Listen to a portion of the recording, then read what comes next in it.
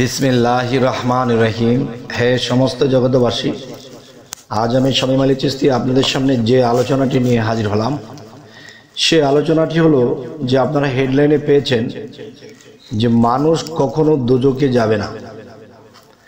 আচ্ছা, তাহলে আল্লাহ 7 দোজখ কেন বানিয়েছেন? তাহলে দোজখে যদি মানুষ না যায় তাহলে দোজখ কেন বানালেন?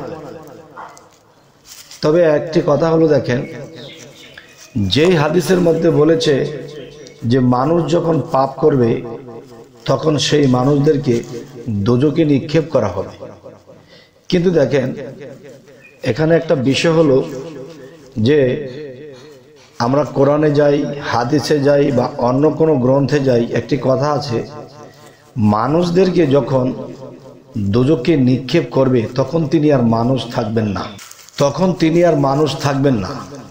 তার মানে এটাও কিন্তু হাদিসে উল্লেখ করা হয়েছে, দোজখে যখন যে কোনো পাপিষ্ঠকে দোজখে নিক্ষেপ করা হবে তখন মানবের স্রোত বা আকৃতি তার মধ্যে থাকবে না, তার থাকবে কি?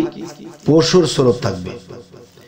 যে যেই পশুর আচরণ বেশি করেছে সেই পশুর রূপে তাকে দোজখে নিক্ষেপ করা হবে। তো এখন বিষয় হলো যে একজন মানুষ পৃথিবীতে থেকে যে কোনো মানুষের সাথে কুকুরের মতো ঘেউ ঘেউ করেছে, ঘেউ ঘেউ করেছে, এবং দেখা যায় তারটা আত্মসাৎ করে খেয়েছে, মেরে দেরে খেয়েছে, তাদের মধ্যে কুকুরের স্বভাব এরকমটাই সে বেশি করেছে। সে একটা কথা বলা হয় যে চোরের মার বড় গলা, এরকম এক ধরনের লোক আছে, তারা অপরাধ করে বেড়াবে কিন্তু তাদের গলাটাও বড় থাকবে। আচ্ছা, তাহলে এরা যখন মানুষকে থাবিয়ে রাখে, মানুষকে দাবিয়ে রাখে এবং মানুষেরটা লণ্ঠন করে খাচ্ছে এবং তারা বড় মুখে কথা বলছে, তাহলে তাদের স্বভাবটা কার সাথে মিলে গেছে? কুকুরের সাথে।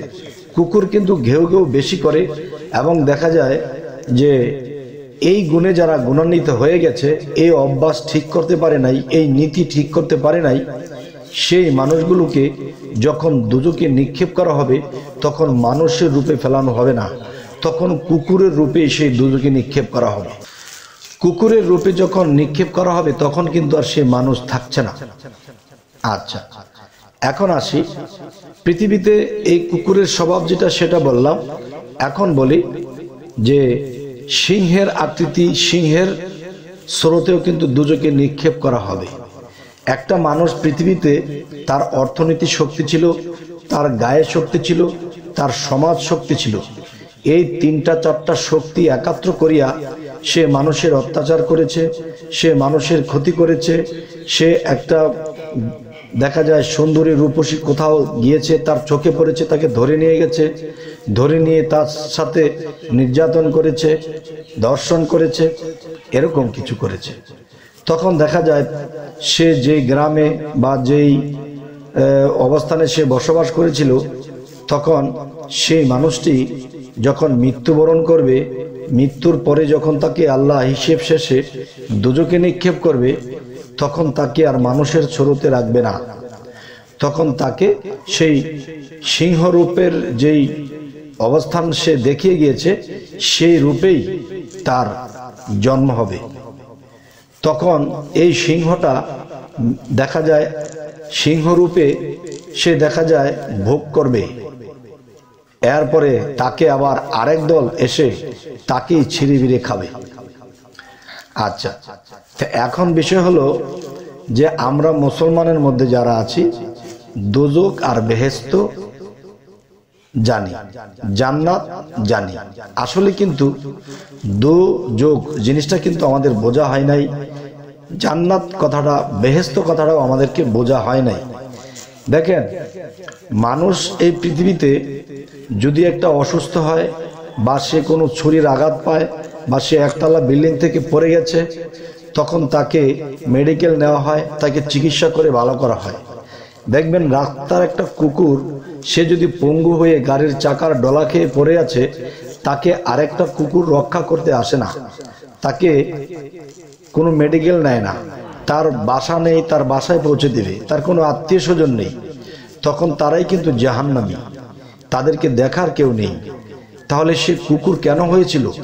সেই বিগত পিছনের জন্মে সে কুকুরের স্বভাব করেছিল, তখন সেই কুকুর হয়ে জন্মায়ে সে এখন রাস্তায় পড়ে আছে।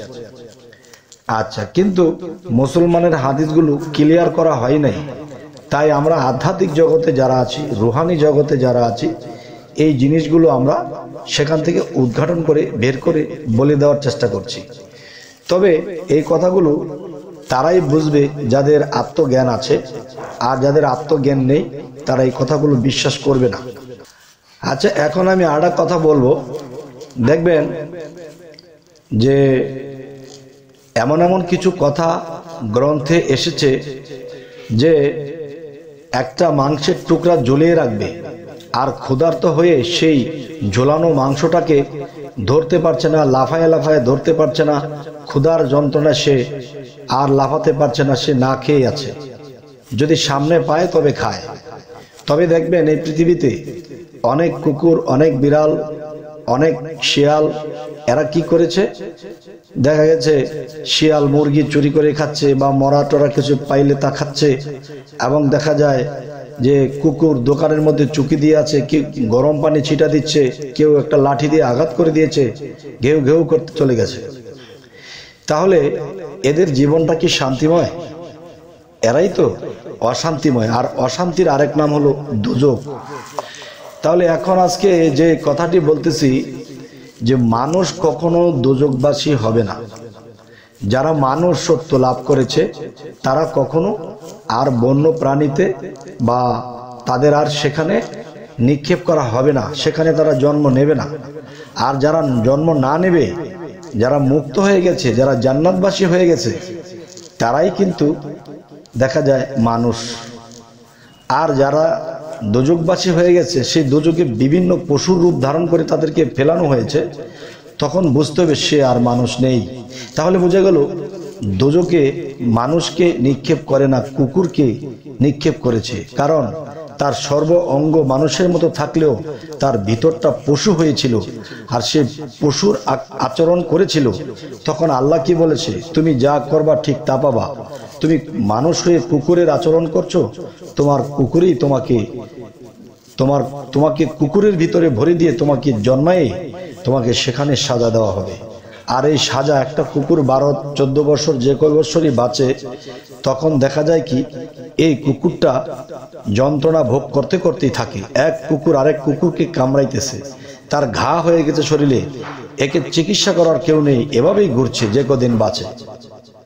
তবে হে সমস্ত জগতবাসী, আজকের এই আলোচনাটি আপনাদের সাথে এ কারণেই করলাম যে শুধু বাংলাদেশে নয়, সারা বিশ্বব্যাপী, সমস্ত জগৎব্যাপী আমি বলছি, যাদের সিংহের স্বভাব আছে মানুষকে হুঙ্কার দেওয়া, যাদের কুকুরের স্বভাব আছে কুকুরের আচরণ করা, যারা বিভিন্ন প্রাণীর স্বভাব যদি কোনো মানুষের মধ্যে থাকে, আজকের এই আলোচনাগুলো শুনে চোখের পানিটা ঝরিয়ে রাতের গভীরে কান্দাকাটি করে জিকির করে আল্লাহকে সেজদা করে বিশাল বড় একটা মোনাজাত দিয়ে তখন আল্লাহর কাছে বলবেন যে হে আল্লাহ, জীবনে যা ভুল করেছি ক্ষমা করে দাও, সামনে আর এরকম আচরণ এরকম আর করব না। আল্লাহ ক্ষমাশীল, আল্লাহ দয়াশীল, আল্লাহ অবশ্যই ক্ষমা করবে। কিন্তু মৃত্যুর আগে যদি আপনি চাইতে পারেন এই ক্ষমা, তাহলে ক্ষমা হতে পারে, কিন্তু মৃত্যুর পরে কিন্তু আর ক্ষমা নেই। তাই বলবো হে সমস্ত জগতবাসী, আজকের এই আলোচনাটি সতর্কবাণী হিসেবে অনেক মানুষের শরীয়তের আইনে আছে, কিন্তু মৃত্যুর পরে দোজখ দেবে, মৃত্যুর পরে বেহেশত দিবে, এই কথাটুকুই তারা জানে। কিন্তু বেহেশত যে কি এবং দোজখটা যে কি তা আমি কিছুটা উল্লেখ করলাম। তবে আপনাদের মধ্যে যারা আছেন যে আমার এই কথার পৃষ্ঠে একটা কথা রাখবেন যে এটা এভাবে না সেটা সেভাবে, অবশ্যই কমেন্ট করবেন। আর যদি সঠিক হয় তো তাই সঠিকটাই লিখবেন, এবং সামনে কি ধরনের আলোচনা চাইছেন তাও জানাবেন। সকলেই ভালো থাকবেন, আমাদের চ্যানেলটিকে সাবস্ক্রাইব করে রাখবেন। আল্লাহ হাফিজ।